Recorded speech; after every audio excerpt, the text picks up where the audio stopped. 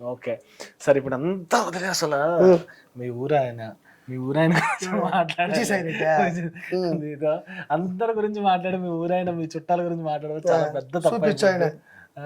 ఆయన ఏం చేశారు? ఆయన పాప ఆయన్ని హ్యాపీగా ఏదో జగన్ గారితో ఉంటున్నారు. ఆయన ఎందుకు ఇలా టార్చర్ పెడుతున్నారు మీరు అందరూ కలిపి? అసలు ఇతను ఎవరండి? విజయసాయి రెడ్డి గారు చార్టెడ్ అకౌంట్. చార్టెడ్ అకౌంట్ పని ఏంది?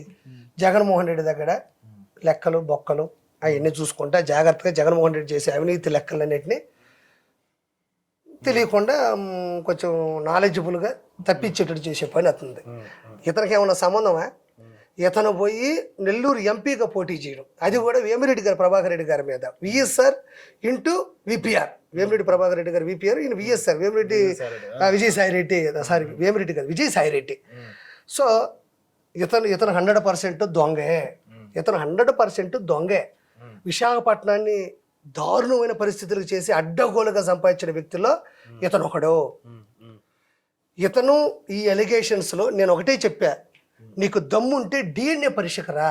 ఇప్పుడు నేను ఉన్నానబ్బా, నాది తప్పు అన్నావు, నేను మామూలుగా నీకు పర్సనల్గా ఫ్రెండ్ అయితే జనాలు ఎవరు నిన్ను అడగరు, నువ్వు పడండిరా, కేసు పెట్టుకుని ఎఫ్ఐఆర్ బుక్ చేసుకుని కోర్టుకు సబ్మిట్ చేయి, కొన్ని రోజులకి ఫలితాలు వస్తాయి అంటావు. నీకు నాకు గొడవ అయితే అదే నేను ప్రజాస్వామ్యంలో ప్రజల చేత ప్రజల కొరకు ప్రజల యొక్క ఈ డెమోక్రసీలో నేను ప్రజల మీద గెలిచాను అనుకోండి, నేను ప్రజలకు సమాధానం చెప్పాలి. ఎందుకంటే నేను వ్యక్తిగతంగా మంచోడు కాకపోతే, నేను వ్యక్తిగతంగా మంచోడిని అవ్వకపోతే, నేను మంచోడినే అని నిరూపించుకోకపోతే నేను ప్రజాస్వామ్యంలో నాయకుడిని కాకూడదు.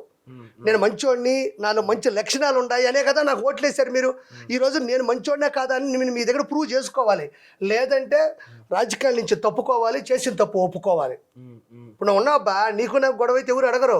అదే మన ప్రజాక్షేత్రంలో ప్రజల చేత మనం ఎన్నుకోబడితే, అంటే పలానా వ్యక్తి మంచోడు, పలానా వ్యక్తి గొప్పోడు, అతను మనం ఓటేసి మనల్ని ఏలుకోమని చెప్పాలి అని నువ్వు అంటే, అప్పుడు నువ్వు ప్రజలకు సమాధానం చెప్పి తీరాలి. నువ్వు లేకపోతే నువ్వు కొట్టుకొని మీ ఇద్దరు కేసు వేసుకుంటే అట్లా పోతారు. ఎందుకంటే ప్రజలు కాపాడుకోవాల్సినటువంటి ఒక తండ్రి లక్షణం నీది. నువ్వు ఇలాగ ఇంకొక తండ్రి అయినావు అని అంటే, అయ్యాడా లేదని నేను అనట్లేదు, క్షమించాలి నన్ను. తండ్రి లక్షణం ఉండాలి రాజకీయంలో, ఒక తండ్రిలా కాపాడుకోవాలి. నువ్వేం ఇంకొకరికి అంటే తండ్రి అంటే దాన్ని నువ్వు ఎందుకు దాని గురించి సీరియస్గా తీసుకొని ఒక డిఎన్ఏ పరీక్ష చేస్తే పోతుంది కదా. నేను ఇంకొక మాట మాట్లాడుతున్నా, మా ఇంటికి కూడా బేకలేరు, మా ఇంటికి కూడా బేకలేరు, మా ఇంటికి కూడా బేకలేరు అన్నారు.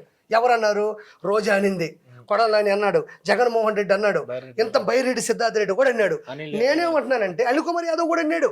నేను ఈరోజు ఒకే ఒక మాట మాట్లాడుతున్నా, విజయసాయి రెడ్డి మీ వాళ్ళు అన్నారు కదా, ఏమన్నారు? వెంట్రుకు కూడా పీకలేరు అన్నాడు. చూసావు, అది ఎంత పెద్ద బూత్. కాబట్టి ఈరోజు ఇతను వెంట్రుకు పీకే పరిస్థితికి వచ్చింది. ఎందుకు? డిఎన్ఏ పరీక్ష కోసం. నా ఎంట్రుకు కూడా పీకలేరు అన్నావు కదా, నువ్వు ఈరోజు కాకపోతే రేపోయినా నీ ఎంట్రుక పీకి నువ్వు డిఎన్ఏ పరీక్షలకు సిద్ధం అవ్వాలా. అది ఎంత వయసు, ఆ ఎంట్రుకులు, అతను ఇప్పటికీ గ్లామర్ కావాలి మనోడికి, మామూలు గ్లామర్ కాదు మనోడికి. ఆ పార్టీలో ఉండే వాళ్ళందరికీ గ్లామరే కావాలి. ఆవిడ ఇటలీకి పోతుంది, అందరికి నీతులు చెప్తుంది. అసలు నెల్లూరులో ఆ 10 రోజులు ఉన్నాడయ్యా. నేను నెల్లూరులోనే ఉంటా, నెల్లూరుని ఉద్ధరిస్తా, నెల్లూరులో ఎంపీగా గెలుస్తా అన్నాడు. 2,64,000 మెజారిటీతో విపిఆర్ గారు గెలిచారు. వాళ్ళు సత్యపడి 54,000 ఓట్లతో గెలిచారు. 54,000. ఇతను కూడా అంటే ఇతను చేసింది పొయ్యే కొద్దీ నిజమైపోయేటట్టు ఉంది. అది నాకు భయం. ఎందుకంటే నేను పెద్ద మనుషులకు గౌరవిస్తాను ఆ మనిషిని, విజయసాయి రెడ్డిని.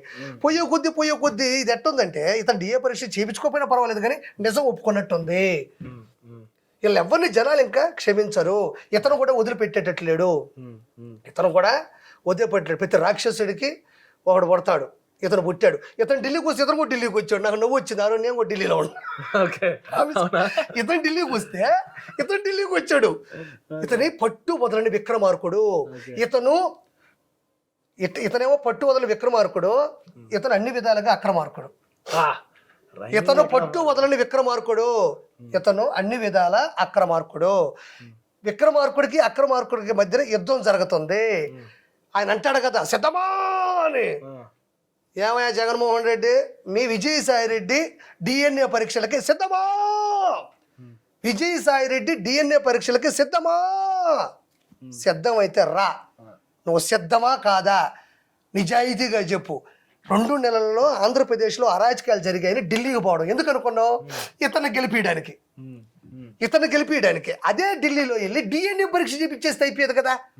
అంటే ఈ 2 నెలల్లో అద్భుతమైన అక్రమాలు జరిగాయి, అది ఒక్కటి అంటే ఏదేదో జరిగిపోయింది అని చెప్పేస్తే ఇతను తప్పించడానికి, కేవలం ఇతను తప్పించడానికి ఢిల్లీలో అందరికి టికెట్లు వేసి స్టార్ హోటల్లో రూములు వేసి ఇతని కోసం వెళ్ళాడు. నాకు ఇతనిలో బాగా నచ్చింది ఏంటంటే ఈ అక్రమార్కుడి మీద గెలవడానికి ఈ విక్రమార్కుడు టికెట్ వేసుకుని ఢిల్లీకి వచ్చి ఆ పక్క ప్రెస్ మీట్ జరుగుతుంటే ఇతను ఈ పక్క ప్రెస్ మీట్ పెట్టాడు.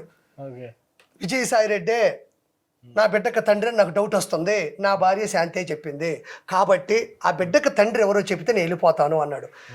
ఇతను కదా నిజమైన ఢిల్లీ కోటని జెండా ఎగరేయాల్సిన వ్యక్తి.